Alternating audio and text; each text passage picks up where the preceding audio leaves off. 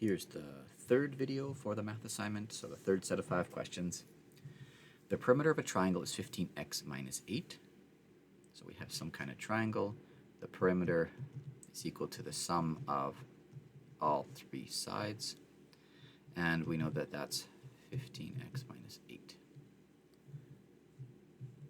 If 2 of the sides measure 2x minus 5 and 3x plus 7, what's the missing side?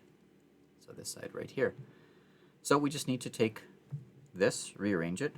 Our missing side, side 3, will be equal to the perimeter minus side 1 minus side 2.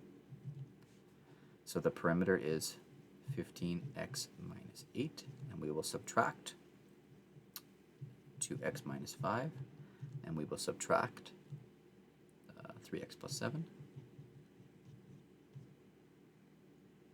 So we'll do our like terms here. 15x minus 2x takes us down to 13. And then we subtract another 3, takes us down to 10. So as far as the x's go, we're at 10x. And for just the number part, we've got negative 8 minus negative 5. So negative 8 minus negative 5 is negative 3.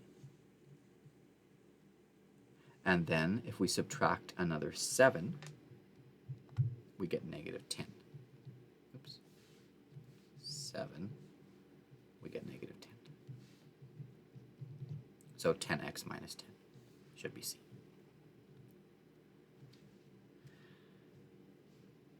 In here, the only tricky thing was minus a negative, where if you didn't keep track that this was subtracting a negative and you ended up adding it, you'd end up with the wrong term. The greatest common factor of these numbers is the one that you can divide all of them by.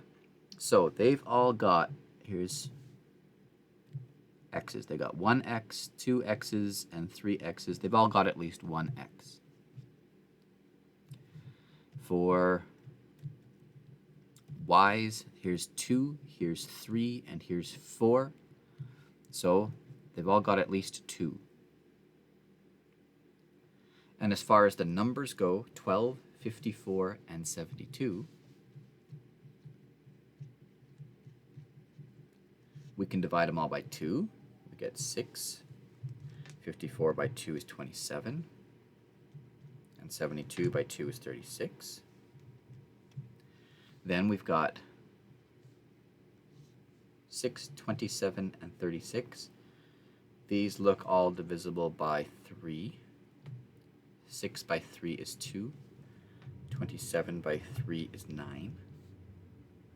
And 36 by 3 is 12. Now, 2, 9, and 12, this is only divisible by 2. 9 is only divisible by 3, so we're out. 2 times 3, which is a 6. So we get 6xy squared. That is what's in common between all of these.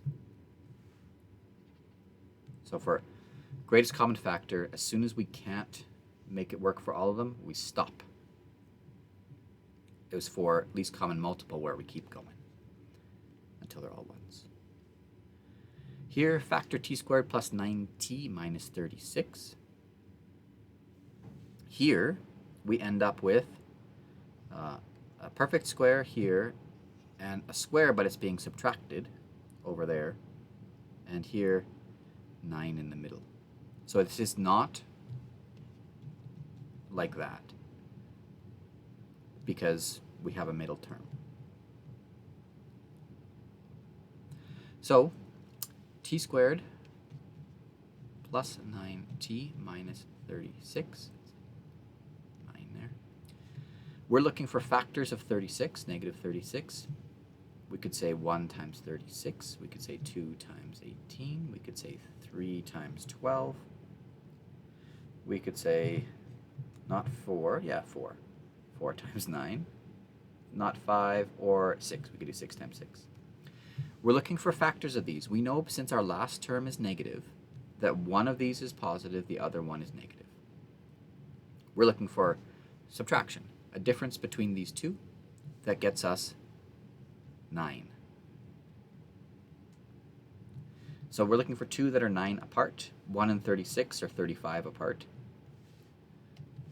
35 apart.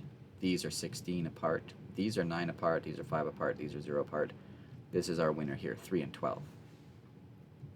So for 3 and 12, we know we need to make positive 9 when we add them together, so it's got to be positive 12 and negative 3. So if we do t plus 12 and t minus 3, we should get our right result. And we can check. So if we do t plus 12 and t minus 3, t times t is t squared, t times negative 3 is negative 3t, 12 times t is 12t, 12 times negative 3 is negative 36.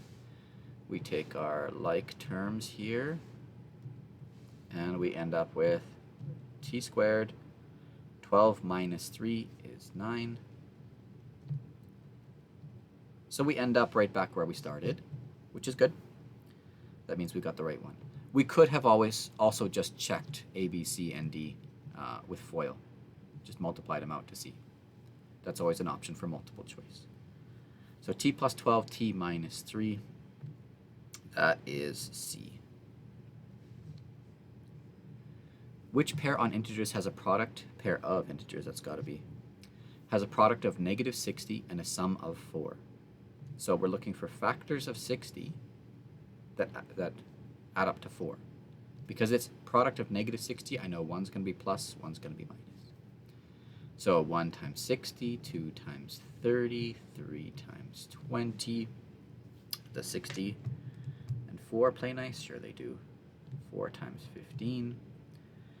5 times 12. 6 times 10. Okay, those are our factors of 60. And we were looking for, if one's positive, one's negative, we're looking for a difference of 4.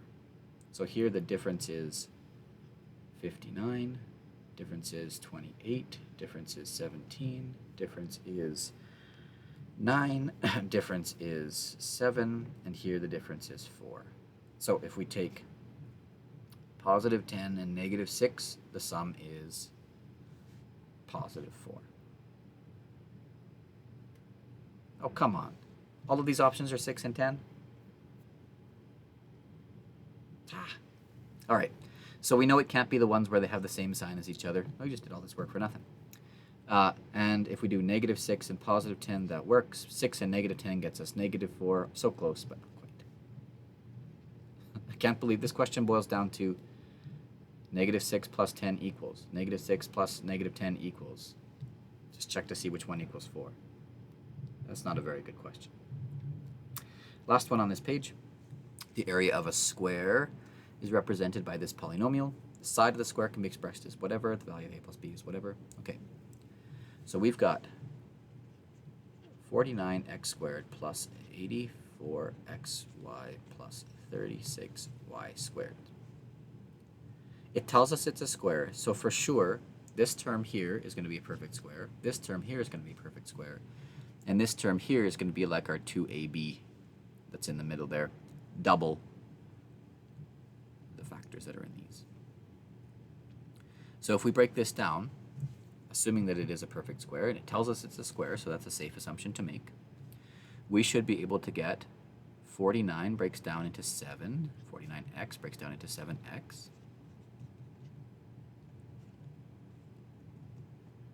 and our last term, 36, is 6y. Should be this, 7x plus 6y. And we can double check. 7x, 6y, 7x, 6y, it's a y. So that's 49x squared. That's 7 times 6, 42 xy's, 42 xy's, and this is 36y squareds.